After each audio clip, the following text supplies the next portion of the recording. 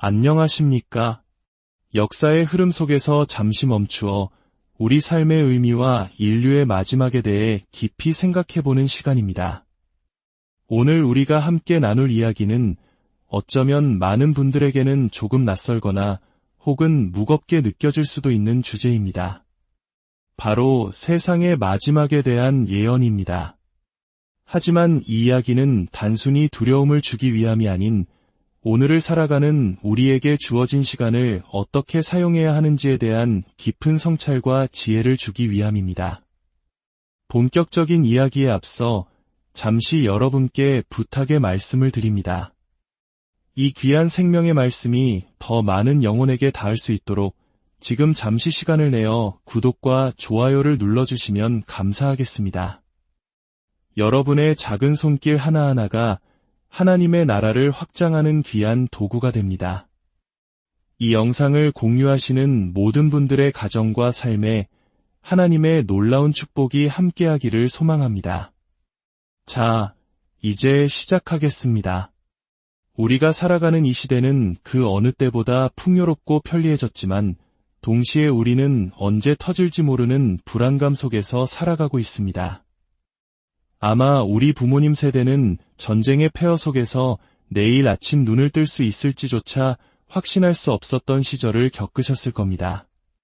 그분들에게 내일은 당연한 것이 아니라 간절한 기도였습니다.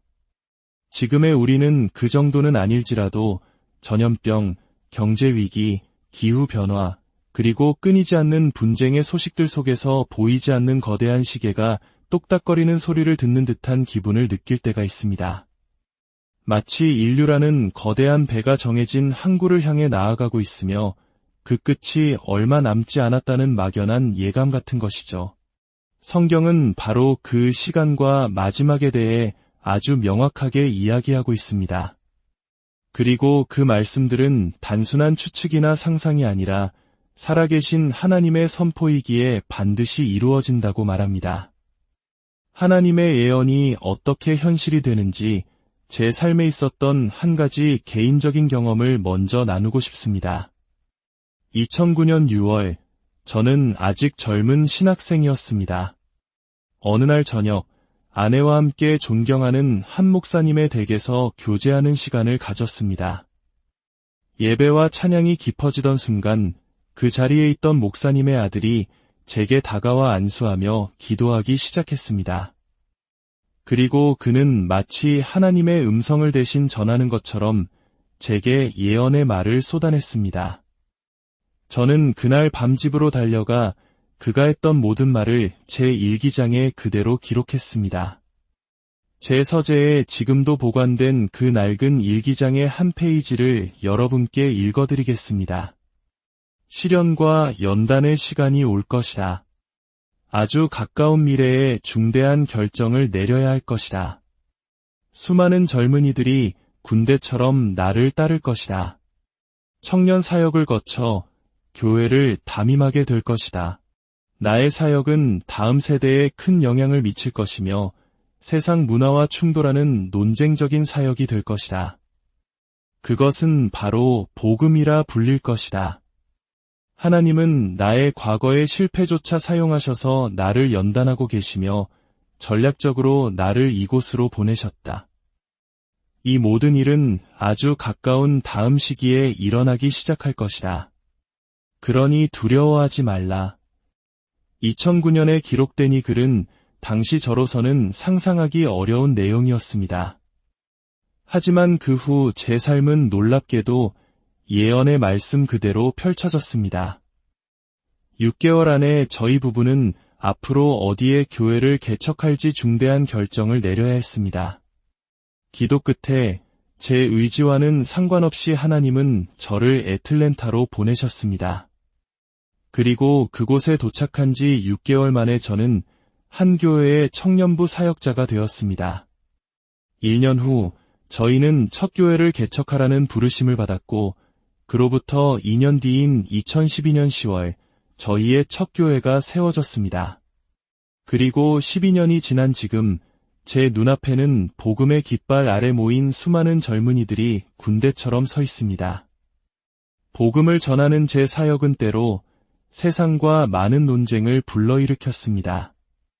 한 평범한 사람의 입을 통해 선포된 하나님의 말씀조차 이처럼 정확하게 성취되었다면 하물며 수천 년 동안 단 하나의 오차도 없이 기록되고 보존되어 온 이 성경 말씀의 권위는 얼마나 더 크겠습니까? 성경은 인류 역사상 유일하게 수천 가지의 예언을 담고 있으며 그 예언들이 정확하게 성취되었고 또 앞으로 성취될 것을 증명하는 유일한 책입니다. 예수 그리스도께서 하신 말씀은 결코 거짓이 없으며 그분의 예언은 단 하나도 땅에 떨어지지 않고 그대로 이루어질 것입니다. 오늘 우리가 함께 살펴볼 말씀은 바로 그 예수님께서 직접 세상의 마지막에 대해 가르치신 내용입니다. 신학자들은 이 가르침이 이루어진 장소의 이름을 따서 감람산 강화라고 부릅니다. 마태복음 24장과 25장에 기록된 이 말씀은 예수님께서 다시 오시기 직전 세상에 어떤 징조들이 나타날 것인지에 대한 가장 중요하고 구체적인 예언입니다. 마태복음 24장 1절부터 시작해 보겠습니다. 예수께서 성전에서 나와서 가실 때에 제자들이 성전 건물들을 가리켜 보이려고 나아오니 대답하여 이르시되 너희가 이 모든 것을 보지 못하느냐?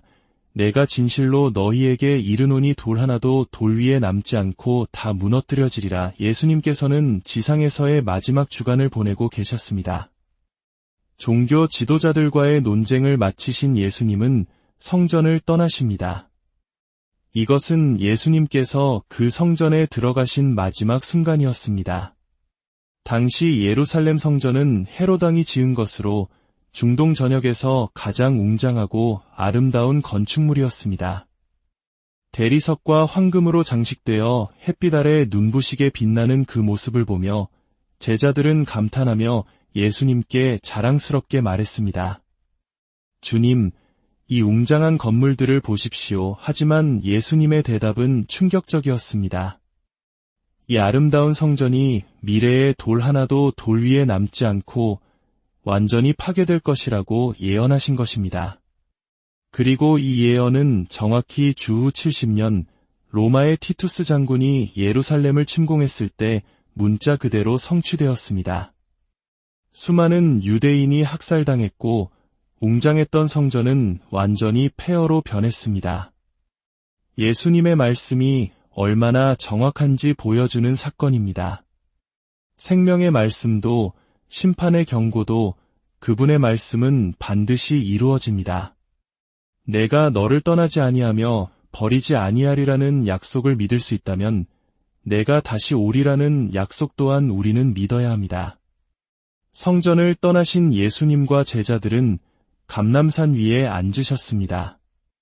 예루살렘 시내가 한눈에 내려다 보이는 그곳에서 제자들은 예수님께 조용히 다가와 세 가지 질문을 던집니다. 우리에게 이르소서, 어느 때에 이런 일이 있겠사오며 또 주의 임하심과 세상 끝에는 무슨 징조가 있사오리이까? 제자들은 성전의 멸망, 예수님의 다시 오심, 그리고 세상의 끝이 모두 동시에 일어날 것이라고 생각했습니다.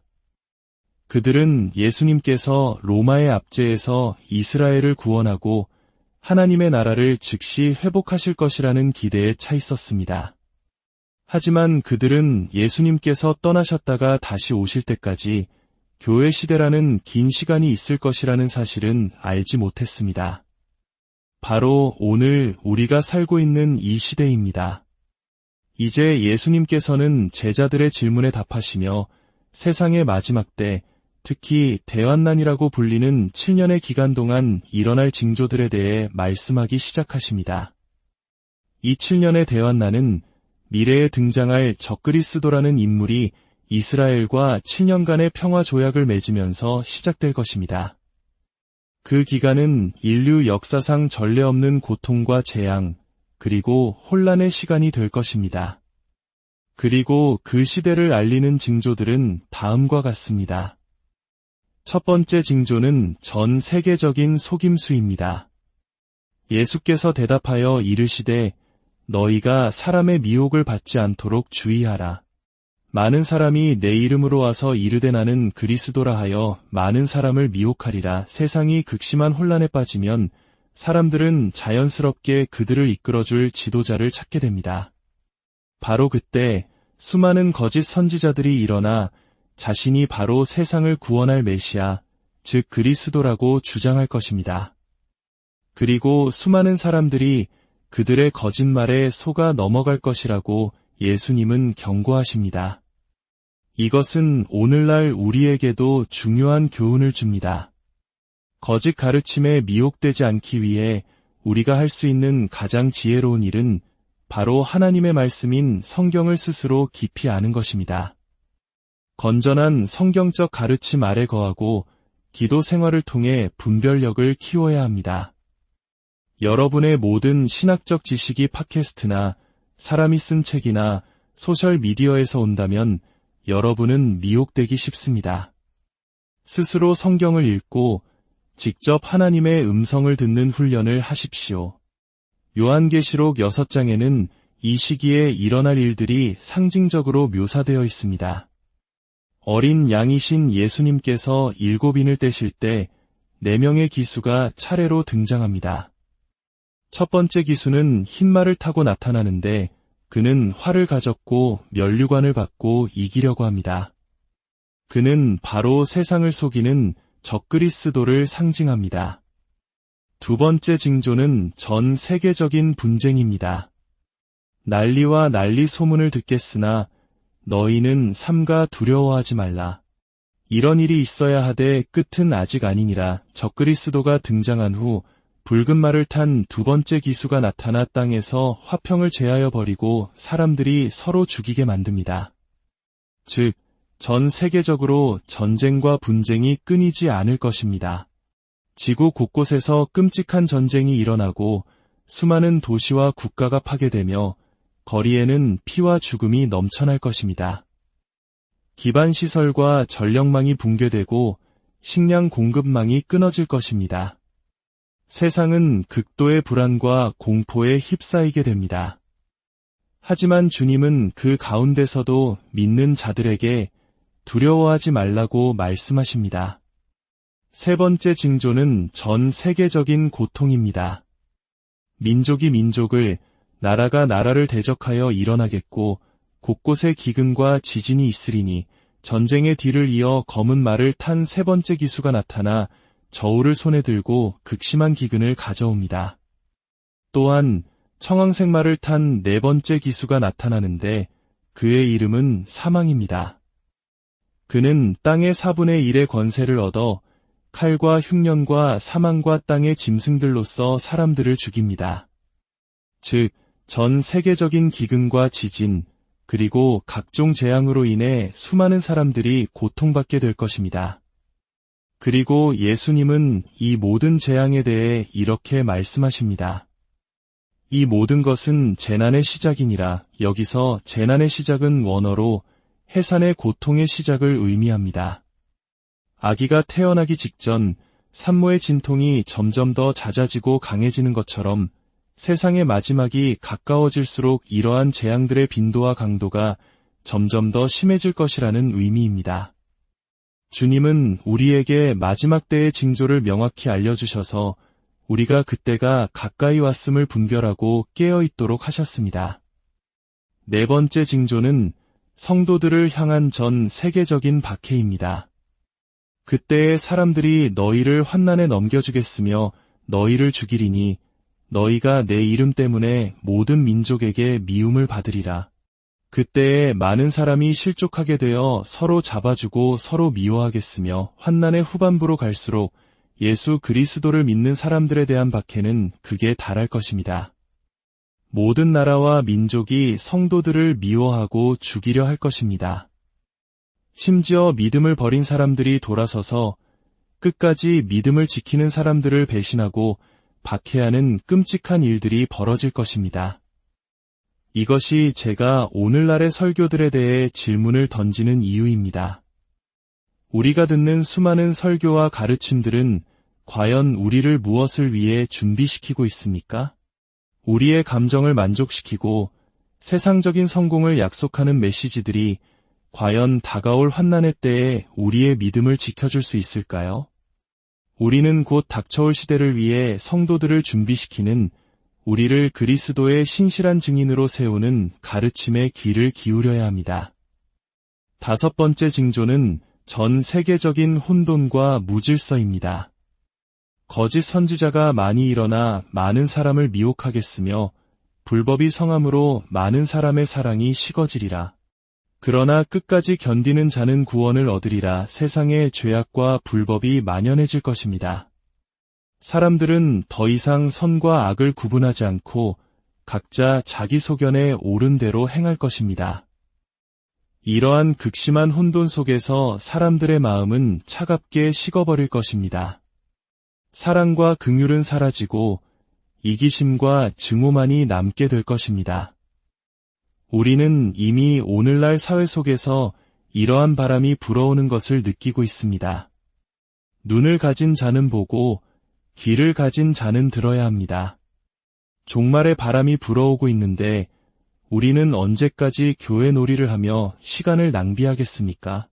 주님이 다시 오실 것을 믿는다면 우리는 우리에게 주어진 시간을 최대한 선용해야 합니다. 우리의 은사, 재능, 자원, 그리고 삶의 모든 것을 다해 하나님의 나라를 위해 사용해야 합니다.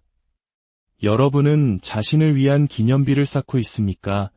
아니면 하나님의 나라를 세우고 있습니까? 시간이 얼마 남지 않았다면 우리는 모든 것을 우리 구원자의 영광을 위해 사용해야 합니다. 마지막 여섯 번째 징조이자 인류의 유일한 희망은 바로 이것입니다. 이 천국 복음이 모든 민족에게 증언되기 위하여 온 세상에 전파되리니 그제야 끝이 오리라. 이 모든 재앙과 혼돈 속에서 인류를 구원할 수 있는 유일한 희망은 오직 복음뿐입니다. 다른 복음이 아닙니다. 번영을 약속하는 가짜 복음이나 인간 중심의 세속적인 복음이 아닙니다. 예수 그리스도께서 전파하셨고 사도들이 목숨 걸고 지켰던 바로 그 복음. 인간은 죄인이며 우리에게는 구원자가 필요하고 그 유일한 구원자는 바로 예수 그리스도시라는 복음. 십자가 앞으로 나아가 죄를 회개하고 성령으로 거듭나 그리스도를 위해 살아야 한다는 바로 그 복음입니다. 예수님께서 하늘을 가르고 다시 오시기 직전 이 영원한 복음이 온 세상 모든 사람에게 전파될 것이라고 성경은 약속합니다. 요한계시록에는 한 천사가 하늘을 날며 모든 민족에게 이 복음을 전하는 장면이 나옵니다. 그리하여 마지막 심판 때에 그 누구도 나는 듣지 못했습니다.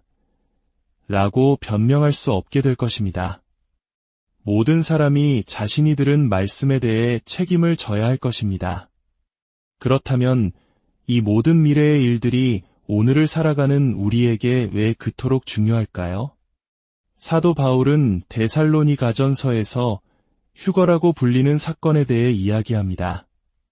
주님께서 호령과 천사장의 소리와 하나님의 나팔 소리로 친히 하늘로부터 강림하실 때 그리스도 안에서 죽은 자들이 먼저 일어나고 그 후에 우리 살아남은 자들도 그들과 함께 구름 속으로 끌어올려져 공중에서 주를 영접하게 될 것이라고 말합니다. 하나님의 예언적 시간표에서 이 휴거 사건을 맡고 있는 것은 이제 아무것도 남지 않았습니다. 이것은 휴거가 10년 뒤, 5년 뒤, 아니 바로 내년, 다음 달, 다음 주, 심지어 오늘 일어날 수도 있다는 것을 의미합니다. 주님은 밤에 도둑같이 예고 없이 오실 것입니다. 그렇다면 저는 여러분께 묻고 싶습니다. 여러분은 여러분의 시간을 어떻게 사용하고 있습니까? 만약 휴거가 바로 오늘 일어난다면 주님은 당신이 신실한 종이었다고 말씀하실까요? 당신에게 주신 은사와 재능, 시간과 가정을 충성스럽게 사용했다고 칭찬하실까요? 이것이 제가 시간을 낭비하며 장난칠 수 없는 이유입니다.